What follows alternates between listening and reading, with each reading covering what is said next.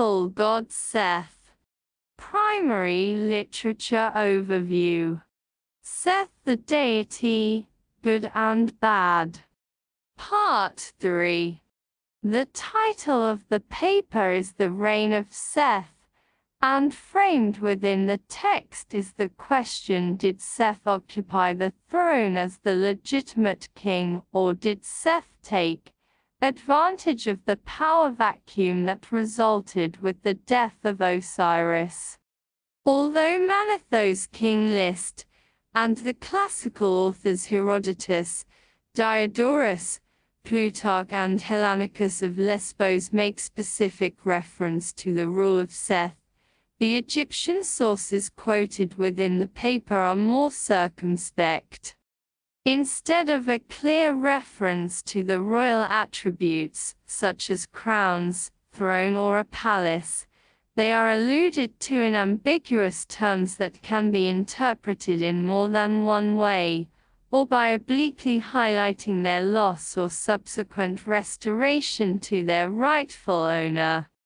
The title of the paper is The Reign of Seth, and framed within the text is the question: did Seth occupy the throne as the legitimate king, or did Seth take advantage of the power vacuum that resulted with the death of Osiris?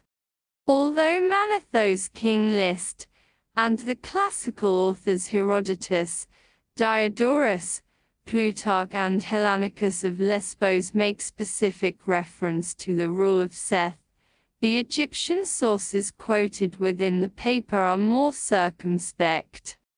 Instead of a clear reference to the royal attributes, such as crowns, throne or a palace, they are alluded to in ambiguous terms that can be interpreted in more than one way, or by obliquely highlighting their loss or subsequent restoration to their rightful owner.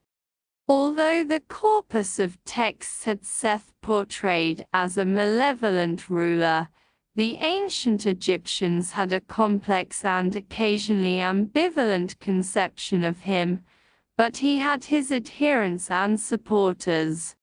The pyramid texts make references to followers, while the coffin texts refer to confederates Sma.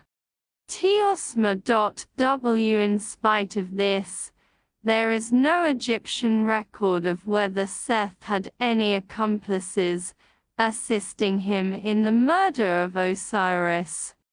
However, Plutarch credits Seth with 72 confederates who assisted with the killing, while Diodorus records 26 confederates.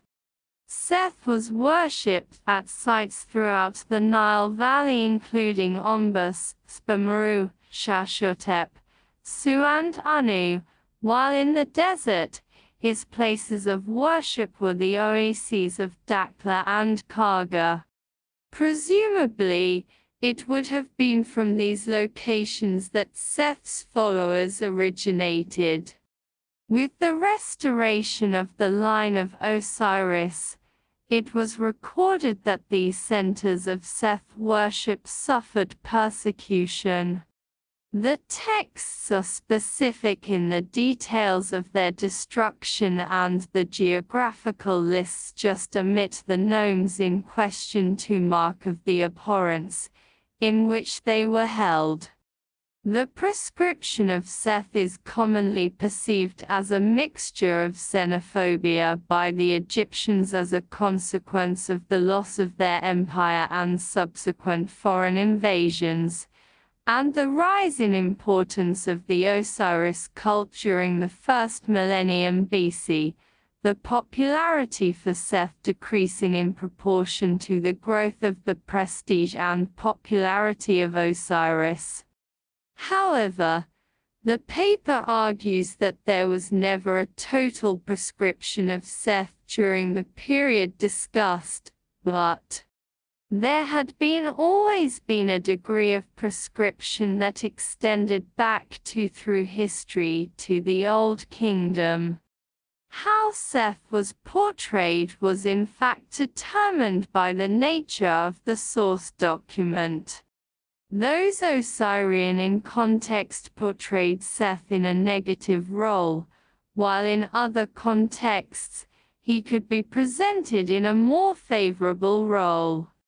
During the first millennium, as in previous periods, the portrayal of Seth in positive or negative terms was source-dependent.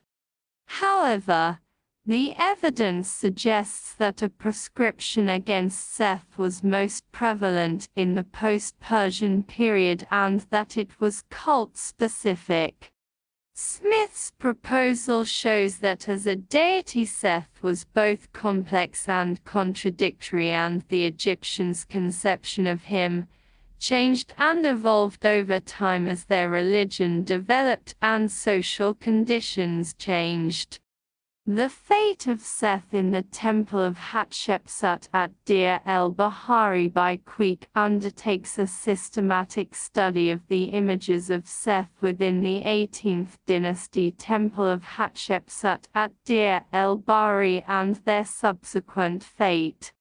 Seth appears in a variety of forms, and performing a number of rituals throughout the temple, including the sanctuary of the upper courtyard, an area where Seth was usually excluded in the New Kingdom. These representations include bimorphic form of a human with the head of the Seth animal, anthropomorphic form with a human head with the divine beard, while in the text registers as the Seth animal and as a falcon. The reliefs of Seth in his bimorphic form and paired with Horus show the crowning of Hatshepsut, first with the white crown of Upper Egypt, and then with the red crown of Lower Egypt, the baptism of Hatshepsut, and finally the cemetery. The reliefs the Theban Enid in the upper courtyard show Seth depicted in anthropomorphic form.